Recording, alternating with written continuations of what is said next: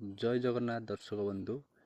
ଆଜି ଆମେ ଜାଣିବା ଛୋଟିଆ କାଉଁରୀ ବଶୀକରଣ ମନ୍ତ୍ରଟିଏ ବା ଉପାୟଟିଏ ଆମେ ଜାଣିବା।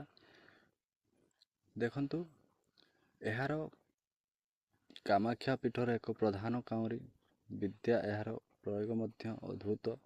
ଏହି ମନ୍ତ୍ରରେ କାଉଁରୀ ଦେବୀଙ୍କ ଚିନ୍ତା କରି, ଠିକ୍ ଅଛି, କାଉଁରୀ ଦେବୀଙ୍କୁ ଆପଣ ଚିନ୍ତା କରିବେ, ପୂଜା ଦେଇପାରନ୍ତି। ଯଦି ଆପଣ ମାନସିକ କିଛି, ଯଦି ଆପଣ ମାନସିକ ମଧ୍ୟ ଯଦି ଆପଣ କହିପାରିବେ ଯେ ଏଇ କାର୍ଯ୍ୟଟି ମୋର ସମ୍ପୂର୍ଣ୍ଣ ହେଲେ ମୁଁ କିଛି ଆପଣଙ୍କୁ ମାନସିକ ମଧ୍ୟ କରିପାରିବେ କିଛି ଦେବା ପାଇଁ, ଠିକ୍ ଅଛି।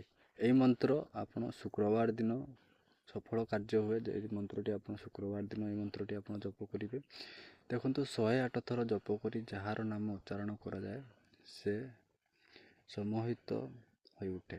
ଏପରିକି ସେ ସତ ବାଧବନ୍ଧନ ଏଡ଼ାଇ ଛୁଟି ଆସେ ପାଖ। ମନ୍ତ୍ରଟି ରହିଲା ଓଁ ନମୋ କାମାକ୍ଷା ଦେବୀ ଅମୁକୟ ବଶୀକରି କୁରୁ କୁରୁ ସ୍ୱାହା। ଅମୁକୟ ଜାଗାରେ ଆପଣ ତାଙ୍କର ନାମ ଆପଣ ଦେଇପାରିବେ। ଯଦି ଆପଣ ସ୍ତ୍ରୀଙ୍କୁ ବା କନ୍ୟାଙ୍କୁ କରୁଛନ୍ତି ବଶୀଭୂତ, ବା ଆପଣ ତାଙ୍କ ନାଁରେ ପୂଜା କରୁଛନ୍ତି, ଯେମିତିକି ଆପଣ ପୂଜା ତାଙ୍କ ନାମ ଧରିବେ। ଯଦି ଆପଣ ପୁରୁଷକୁ କରୁଛନ୍ତି ତାହେଲେ କୌଣସି ଗୋଟେ ନାମ ରାଜା କିମ୍ବା ଏମିତି ନେଇପାରିବେ ଆପଣ, ଠିକ୍ ଅଛି। ତାଙ୍କର ନାମ କରି ଆପଣ ଏଇ ମନ୍ତ୍ରଟିକୁ ପ୍ରୟୋଗ କରିବେ। 108 ଥର ଆପଣ ଜପ କରିବେ। ମନେ ରଖିବେ, ଏହାକୁ ଅଯଥା ପ୍ରୟୋଗ କରିବାକୁ ତନ୍ତ୍ରଶାସ୍ତ୍ରରେ ସ୍ୱୟଂ ଦେବୀ ମନା କରିଛନ୍ତି। କୌଣସି ଆପଣ ଯଦି ଆପଣଙ୍କର ଯାହାକୁ ସ୍ୱତନ୍ତ୍ର ଆପଣ ନିଜର କରିବା ପାଇଁ ଚାହୁଁଛନ୍ତି ସେଇଠି ଆପଣ ପ୍ରୟୋଗ କରିପାରିବେ। କୌଣସି ଅଯଥା ବା ଆପଣ ଏମିତିକି ନୁହେଁ କି ଆମେ ତାଙ୍କୁ କରିଲେ ଆଜି ଆଉ ଜଣଙ୍କୁ କରିବା କାଲି, ସେମିତି ଆପଣ କଦାପି କରିବେ ନାହିଁ।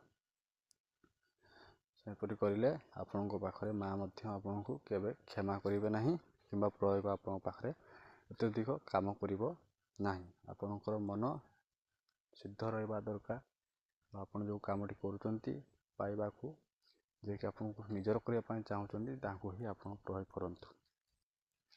ଆଶା କରୁଛି ଆପଣ ଏଇ ଛୋଟିଆ ଉପାୟଟି ଜାଣି ଆପଣଙ୍କୁ ଭଲ ଲାଗିଥିବ। ଯଦି ଆପଣଙ୍କୁ ଭିଡ଼ିଓଟି ଭଲ ଲାଗିଥାଏ ତାହେଲେ ଭିଡ଼ିଓଟି ଗୋଟେ ଲାଇକ୍ କରିଦିଅନ୍ତୁ ଏବଂ ଚ୍ୟାନେଲଟିକୁ ନୂଆ ଆସିଥିଲେ ସବସ୍କ୍ରାଇବ୍ କରିଦିଅନ୍ତୁ। ପାଖରେ ଥିବା ବେଲ୍ ଆଇକନ୍ଟିକୁ ପ୍ରେସ୍ କରିବାକୁ ଜମାରୁ ବି ଭୁଲନ୍ତୁ ନାହିଁ। ମୁଁ ଏପରି ଭିଡ଼ିଓ ଗୁଡ଼ିକ ଅପଲୋଡ଼ କଲେ ଆପଣ ସର୍ବପ୍ରଥମେ ଆପଣ ପାଇପାରିବେ। ରହିଲି, ଜୟ ଜଗନ୍ନାଥ।